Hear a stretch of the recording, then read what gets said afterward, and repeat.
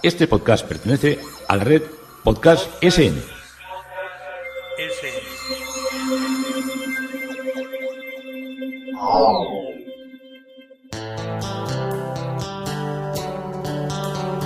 Historia con sentido. Un podcast realizado y presentado por Juan Carlos González.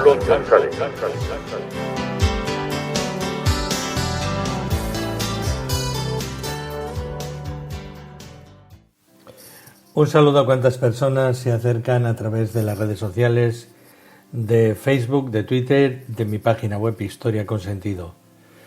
Un día más, encantado de acercaros una parte de la historia, de vuestra historia, que la historia se hace con todos los que me escucháis, que ya no hago más que compartir un poco algunas cosas y alguna información que os puede seros de utilidad.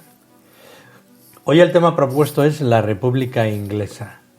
Nos suena sorprendente cuando vivimos, o con los que conozcáis Inglaterra o conozcáis algo de su historia, pensar en una Inglaterra republicana, pues resulta, como os he dicho antes, resulta muy, muy llamativo, muy chocante.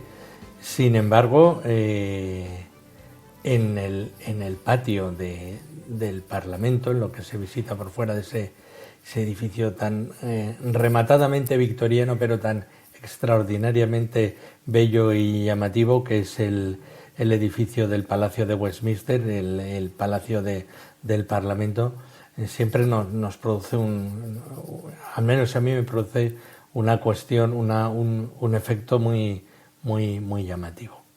Entonces, os voy a seguir recorriendo por toda esta zona hablando del Parlamento, que es tan importante en todas nuestras historias, por lo que son los alrededores.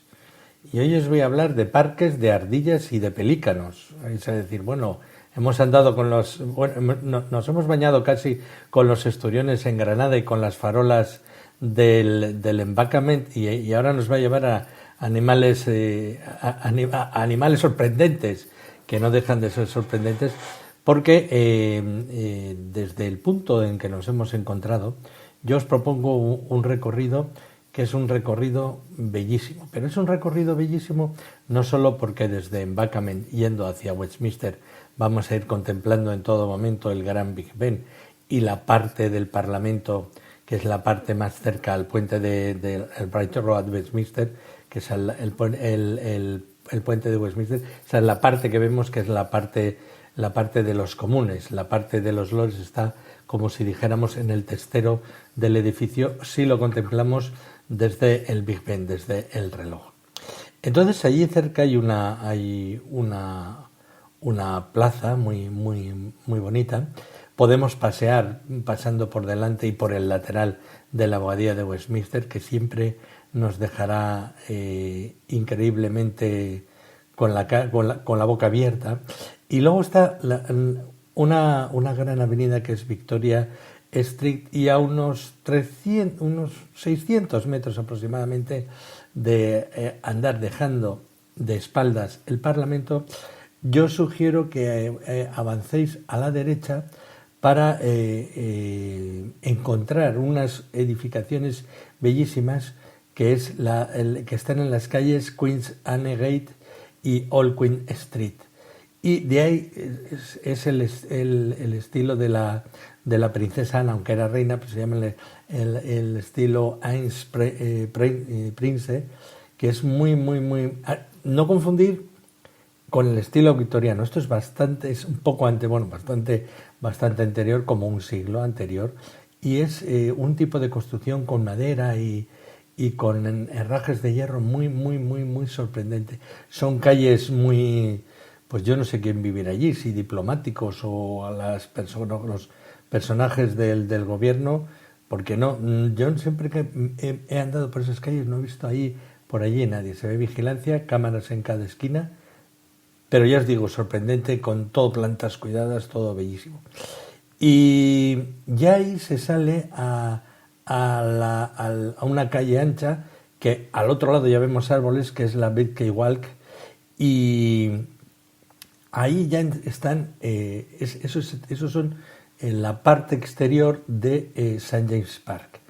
Bien, para que nos hagamos una composición del lugar. Estamos cerca entre el Parlamento y lo que es el Palacio de Buckingham, y ahí podemos hacer, porque hay veces que uno ya se cansa de todo lo que es el urbanismo y uno le gusta moverse en lo que es la hierba y el frescor. Pues ahí tenemos un paseo muy bonito que podemos hacer pasando por delante del Palacio de Buckingham, de St. James Park, a lo que es el Green Park, para acabar en Hyde Park. Hyde Park te puede llevar, no lo ves entero, no lo paseas. Bueno, igual sí que puedes pasearlo entero, pero no lo puedes descubrir con toda su majestuosidad, por decirlo de alguna manera. Y lo que sucede es que muchas de las personas que van a St. James Park se encuentran o quieren encontrarse con... Bueno, palomas hay muchas en todos estos parques, en lo que es Trafalgar Square, hay muchas palomas por Londres que te van a comer en la mano porque ya están acostumbradas a no buscarse la comida, y aunque los turistas sean muy pesados, aunque los turistas a veces puedan resultar impresentables, el producto, que es la comida que les ofrecen, puede resultar muy suculento. Entonces se lo pasan muy bien zampando de los turistas.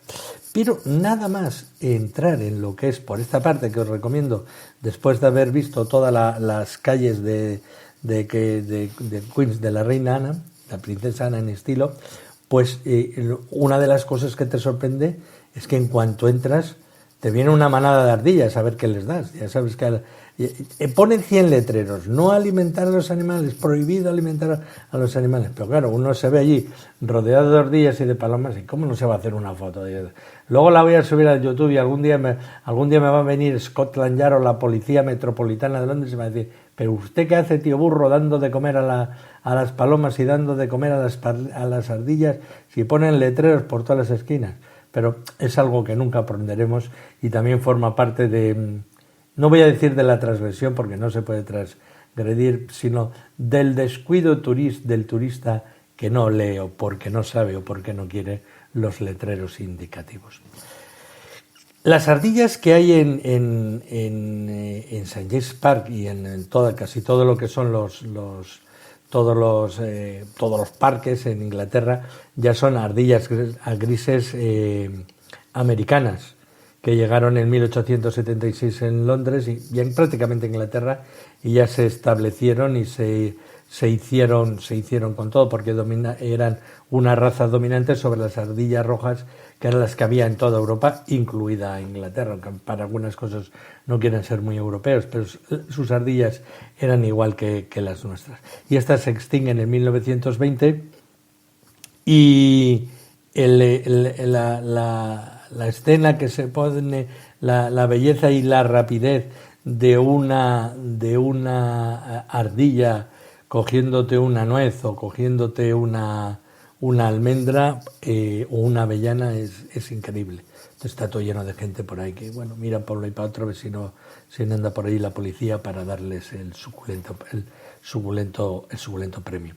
Y también como hay un lago en medio, hay unos pelícanos. Creo que hay, no sé si hay 4 o hay 5, pero de vez en cuando suele salir en el periódico. Porque los ingleses a este tipo, a los parques reales y a todas estas cosas, pues enseguida, no voy a decir que les crean una leyenda, pero sí que les encanta poner nombres a los pelícanos y todas estas cosas, de unos pelícanos. Yo me acuerdo la primera vez que vi un pelícano, casi me lleva el dedo. Era en la República Dominicana, y me acerqué en un parque a un pelícano que tenía una cara bondadosa, me abrió las alas y empezó a hacer pla, pla, pla, pla con el enorme pico, y dijo: me quedo sin dedo. Entonces les tengo un poco de respeto. Me parecen unos animales preciosos, juntamente con los flamencos, pero los pelícanos me parecen unos animales que son muy bonitos estéticamente, pero prefiero estarme a una distancia. Y como allí tienen una especie como de lago artificial, porque esa era una zona pantanosa que se replantea como jardines ya en tiempos de Enrique VIII, pues toda esa zona que está con agua tiene una isla, y ahí debe tener, hay como no voy a decir unas jaulas, porque los pelícanos están en libertad, están gordos, porque ahí les dan, cuando mejor los podéis ver suele ser de 2:30 a 3, que es cuando les dan todos los días de zampar y que se forma casi un espectáculo por la zona, porque estos zampan, no sé si son 4 o 5 veces su peso, ahora no me digáis exactamente, pero son animales que zampan mucho.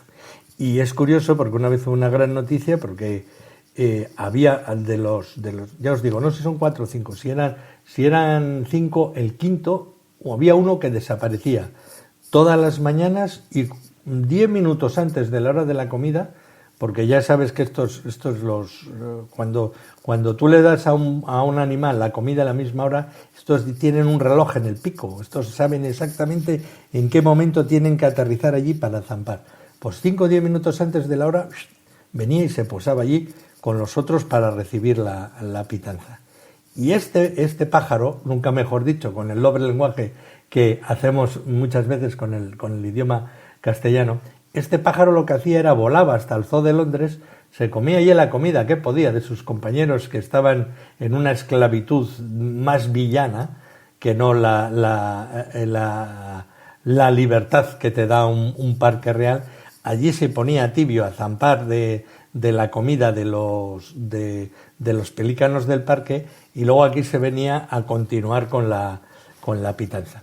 Los primeros pelícanos llegaron en el año, para que veáis que hay que remontarse a épocas curiosas por las que nos estamos moviendo. Por eso os lo he traído a como decimos, a colación con relación a este momento histórico. Es un poco posterior, pero hablaremos también en su momento de él. Llegaron, como os digo, en 1664 y los trajo el entonces embajador ruso, que le regaló una pareja como regalo al rey Carlos II de parte del zar Alejo. Hemos visto cómo han cortado la cabeza antes de este episodio del podcast a Carlos I. Su hijo, que luego volverá a ser rey, que ya os lo estoy adelantando aquí, pues es uno de los... es a quien le entregan la pareja de pelícanos y al que, de parte del zar Alejo, que era el zar Alejo, no, a mí no me sonaba mucho, pero sí que nos va a sonar el hijo, porque el zar Alejo era el padre de Pedro Grande y iba regalando, cada vez que mandaba un embajador, pues llevaba una caja con estos animales muy exóticos y hasta tal punto que ese regalo a la monarquía se ha convertido, parece ser, en una tradición. Y los últimos que llegaron una tradición, regalarles a los reyes unos pelícanos, que luego acaban o en el zoo o acaban en el parque, según la estrategia de los parques y jardines reales, pues los trajeron en el año 2013. Y el Carlos II fue el que organizó todo lo que era esta especie de estética de islas y de orillas ajardinadas cuando estuvo como rey, porque le producía un gran impacto. Y a veces parecemos bueno, para eso se trajo jardineros franceses, pero los mismos franceses, con la estética que es distinta, porque la estética de los jardines ingleses podríamos decirlo, como más salvaje que los jardines franceses. Los jardines franceses parece que le han cortado con una tijerita de cortarse las uñas, todos los setos y todo está tan redondeado. Aquí los árboles se meten por así decirlo, de un modo casi selvático, con las ramas casi entrando en el agua. No entran en el agua porque, claro, menudo equipo de jardineros tienen. Pero ya os digo, no me voy a alargar más porque me pasaría horas hablándoos de lo que son los jardines reales alrededor del Palacio de Buckingham, St. James Park, Green Park y Hyde Park, que podéis hacerlos paseando, tomando como inicio de vuestro paseo la zona del Parlamento de Westminster y la zona de la Abadía de Westminster. Y vámonos a la República inglesa, que es lo que nos ha traído hasta aquí, con Oliver Cromwell, claro, cómo no. Oliver Cromwell había nacido el 25 de abril de 1599 en Huntingdon, Huntingdonshire, en Inglaterra, y murió el 3 de septiembre del año 658 en Londres. Fue soldado, un estadista, dirigió las fuerzas parlamentarias en las guerras civiles inglesas y fue nombrado Lord Protector, que era el garante el garante, una vez más, valga la redundancia de decirlo, el que salvaguardaba las garantías parlamentarias que suponían el gobierno del pueblo a través del Parlamento, sobre lo que era la nación.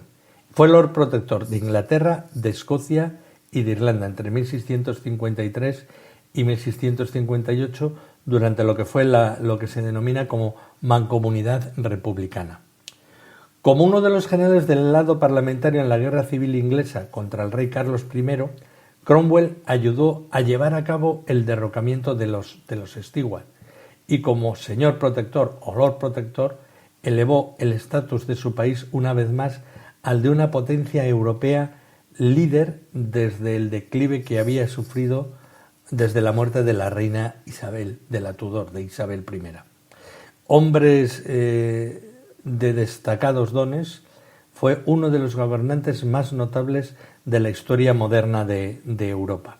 Aunque era un calvinista convencido, creía profundamente también, probablemente por sus ideas parlamentarias, en lo que era la tolerancia religiosa. Al mismo tiempo, las victorias de Cromwell en el país y en el extranjero ayudaron a ampliar y a sostener una actitud de ánimo puritano, tanto en Gran Bretaña como en América del Norte, que continuó influyendo en la vida política y social hasta los últimos tiempos. Cromwell nació en Huntingdon, en el este de Inglaterra, en 1599. Su padre había sido miembro de uno de los parlamentos de la reina Isabel y, como propietario y juez de paz, era muy activo en lo que eran sus asuntos locales. Robert Cromwell, que era el padre, murió cuando su hijo tenía 18 años, pero su viuda, la madre de Cromwell, llegó hasta una edad que entonces era longevísima, que fueron los 89 años. Oliver fue educado en lo que se llama la escuela de gramática, que eran las escuelas locales, y luego durante un año asistió al Sydney Sussex College de Cambridge. Después de la muerte de su padre, dejó Cambridge para cuidar a su madre y hermanas viudas, pero se cree que pudo estudiar un tiempo también en el Lincoln's Inn, en Londres, donde los caballeros del país estaban acostumbrados a adquirir el título de derecho. En agosto de 1620 se casó con Elizabeth, hija de Sir James Bourchier, comerciante de la ciudad del hombre, y con ella tuvo 5 hijos y 4 hijas. Cromwell descendió indirectamente por parte de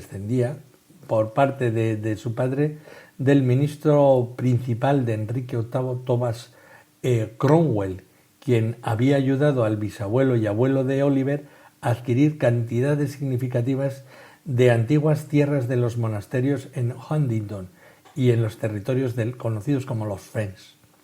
Oliver era el hijo mayor sobreviviente del hijo menor de un caballero y heredó una modesta cantidad de propiedades, pero fue procurado en las cercanías de su abuelo, quien regularmente mantenía el grupo de caza del rey. Ya sabéis que a los reyes todo esto de ir a cazar les excitaba mucho. Y su educación le habría presentado un fuerte protestantismo evangélico y un poderoso sentido de la presencia providencial de Dios en lo que eran los asuntos humanos. Este predeterminismo que tenían los puritanos y los protestantes era muy marcado en aquella época y lo sigue hasta cierto punto siendo ahora. Durante su temprana vida de casado, Cromwell, al igual que su padre, fue profundamente consciente de las responsabilidades que tenía con sus semejantes, con sus conciudadanos, con los que tenía como empleados y con los que eran sus sus convecinos y se preocupó por los asuntos de la zona del Finland natal. Pero también tuvo, parece ser, una profunda lucha espiritual donde se mezclaba su bondad natural y su preocupación por el prójimo, por las personas, con todo lo que eran sus inquietudes espirituales, que dicen que alteró mucho su mente y que le dañó la salud, porque era un hombre que también, de alguna manera, esto es una interpretación, vivía rodeado de muchos escrúpulos. No parece, en lo que era su faceta espiritual, no haber experimentado la conversión hasta los casi 30 años. Pero más tarde siempre hablaba de ese momento. A un primo que escribió estos detalles, como que a esa edad había salido de la oscuridad y había pasado a la luz. Sin embargo, no había... era una persona que no tenía gran vanidad y además cuando se enfrentaba a sus creencias religiosas siempre decía que él había sido el jefe de los pecadores antes de enterarse de que era uno de los elegidos de Dios, que tenía que hacer un proyecto y un plan con Inglaterra. A sus casi 30 años, Cromwell vendió los terrenos que tenía, que había heredado, y se fue a vivir como inquilino en una finca cercana. Y como era un momento en que lo importante era ir a Nueva Inglaterra, a los actuales Estados Unidos, muchas veces las personas de Inglaterra, que eran de cierta nobleza baja, su proyecto de vida, nos pasaba aquí lo mismo en la península, era ir a hacer las Américas, y Cromwell probablemente decía, aquí esto es muy... Entre lo insano del clima, aunque queramos mucho Inglaterra, pero el futuro, esas extensiones, esos cultivos, esos bosques, esa cacería, allí lo importante es Estados Unidos, es Nueva Inglaterra, que era donde iba, la llamaban Nueva Inglaterra, porque era parte de lo que era el Imperio Británico, el reino de este país. Cromwell ya se había hecho conocido entre los años 1628 y 1629 como puritano ardiente a la hora de hablar, y hasta cierto punto también tenía un espíritu altanero, que había lanzado muchas veces ataques contra los obispos en tiempos de Carlos I, porque los obispos anglicanos también eran grandes manipuladores y muchas veces había algunos que sí que reconocían, atendían y potenciaban las maniobras, los proyectos parlamentarios, los proyectos de la corte, pero a veces otros como siempre eran elegidos por el rey para ocupar sus cargos eclesiales, muchas veces eran servidores de los intereses de los monarcas más que el de los del pueblo y del parlamento. Creía que el cristiano individual podía establecer un contacto directo con Dios por la oración, esto era muy, muy puritano, y que el deber principal del clero era inspirar a los laicos predicando. Se había contribuido de su propio bolsillo y había apoyado a predicadores protestantes itinerantes o profesores, que los llamaban también, y se mostró abiertamente una profunda aversión a su obispo local en Ely. En Ely era la ciudad, que era el líder del partido de la Alta Iglesia, de la High Church, que la High Church se mantiene todavía, hasta ahora es curioso, va decayendo un poco, pero todavía se mantienen ciertos prelados anglicanos en esta vamos así decirlo, no sé si la palabra es arrogancia, pero sí un poco como mirar por encima del hombro a los que son los de la baja iglesia. Lo digo sobre todo por los 25 obispos y arzobispos anglicanos que todavía forman parte del Parlamento británico en lo que es la Cámara de los Lores, que si bien no tienen potestad para la legislación de las leyes, sí que tienen voz para a veces manifestarse en ciertas veces en contra de las leyes del Parlamento a favor de la ciudadanía y en otras al revés. en contra de ciertas leyes que favorecen a la ciudadanía y a favor de intereses de los grandes lores y de los grandes nobles que todavía quedan en Inglaterra. Pero bueno, esto nos haría entrar en un mundo resbaladizo, como digo yo. Bien, como os digo, criticó a este obispo que le tenía tanta manía en la Cámara de los Comunes y fue nombrado miembro de un comité para investigar otras quejas que habían en contra del obispo. Cromwell, de hecho, desconfiaba de toda la jerarquía de la Iglesia de Inglaterra, aunque nunca se opuso a que existiera una iglesia estatal.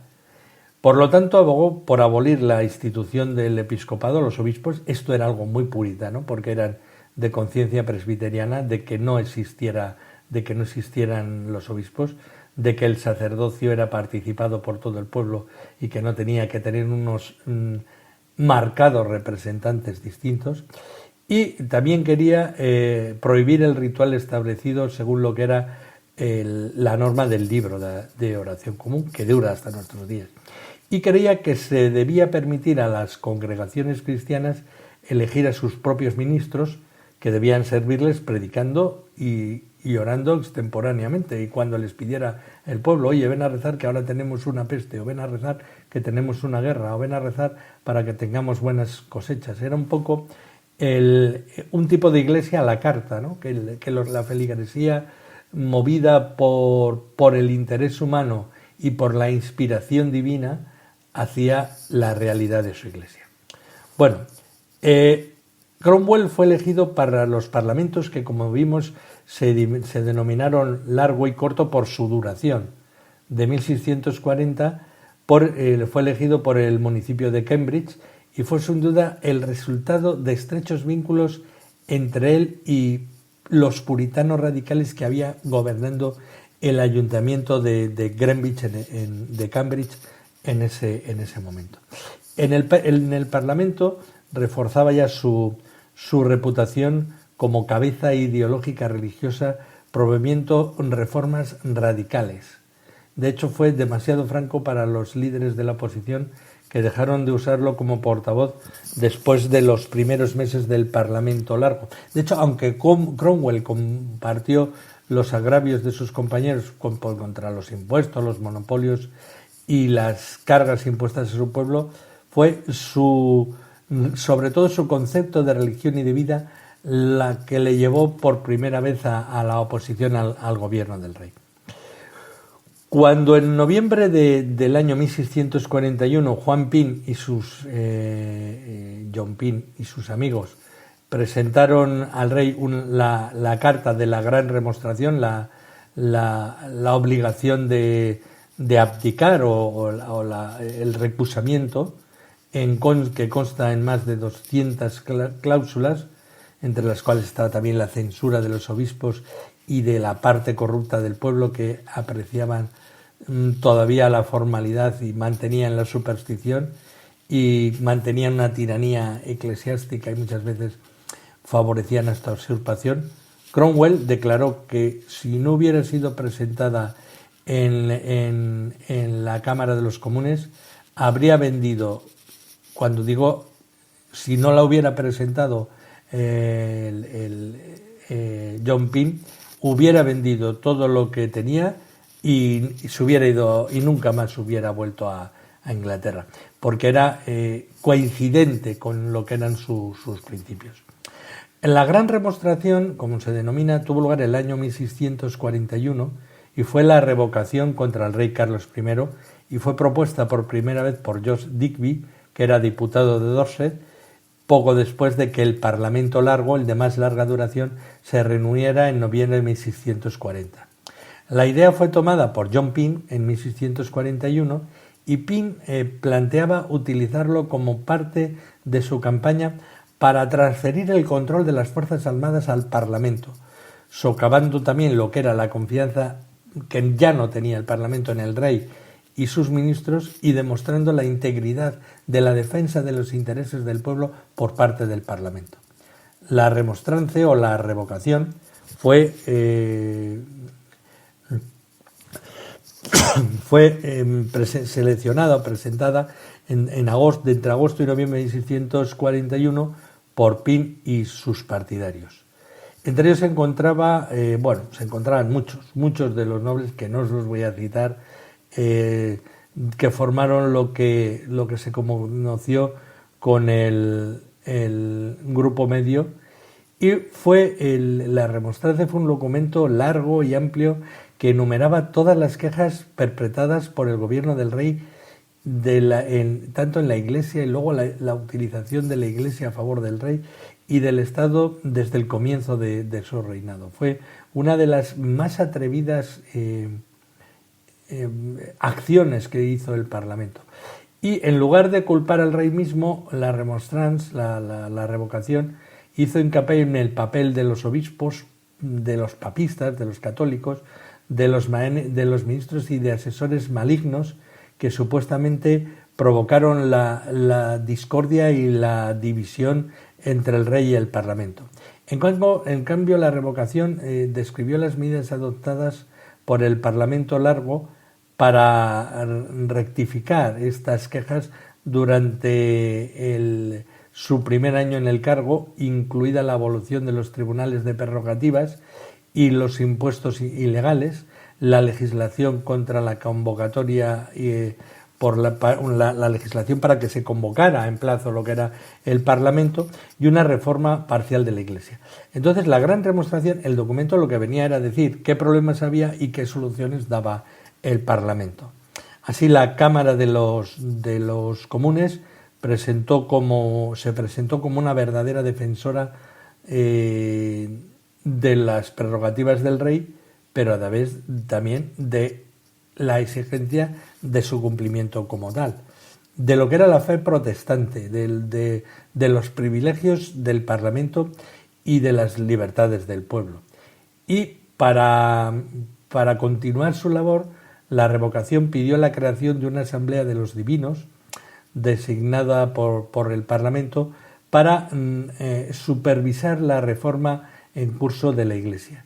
Y además exigió que los ministros del rey fueran aprobados por el Parlamento con el derecho de veto sobre aquellos que se consideraban o inútiles o inadecuados.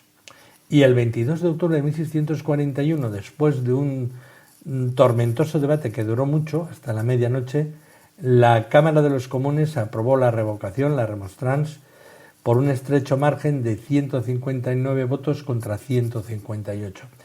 Los partidarios del rey que intentaron participar en una protesta fueron abucheados en un enfrentamiento que casi terminó en un motín.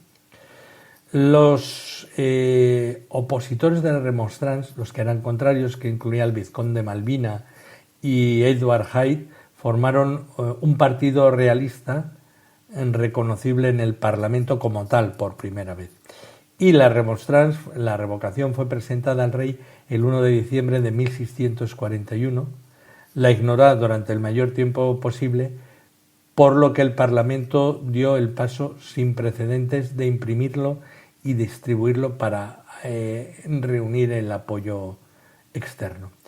Y al final, el día 23 de diciembre, el rey finalmente presentó su respuesta, redactada por Edward Hyde, rechazó la remonstrance, la revocación, pero en tonos razonados y conciliadores calculados para apelar a la opinión moderada. Y la remonstrance, que no fue aceptada por el rey, abrió un abismo entre él y los personajes que habían en la Cámara de los Comunes, lo que nos llevará una vez más a que Cromwell se termine convirtiendo en el mentor y en el potenciador de la llegada de la República a Inglaterra. Esto es Historia con Sentido, y un día más encantado de haberos podido acercar un espacio de la historia, hoy con la República Inglesa.